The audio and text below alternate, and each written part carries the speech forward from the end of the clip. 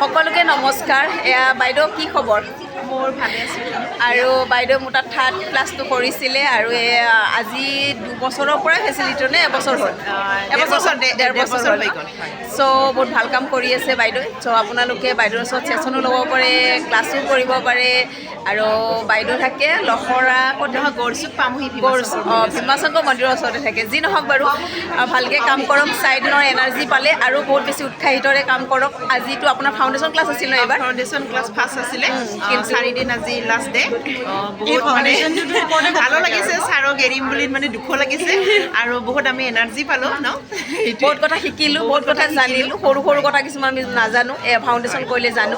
চ' সেইকাৰণে বাইদেউ আপোনালোকে ভালকৈ কাম কৰক আৰু এই এনাৰ্জিৰে জীৱনটো ধুনীয়া কৰক। আৰু মই বড়ো লেংগুৱেজতো মানে ক্লাছটো দিওঁ, কিছুমানে মানে বড়োবিলাকে ক্লাছটো মানে তেওঁ বড়ো ভাষাও জানে। Thank U.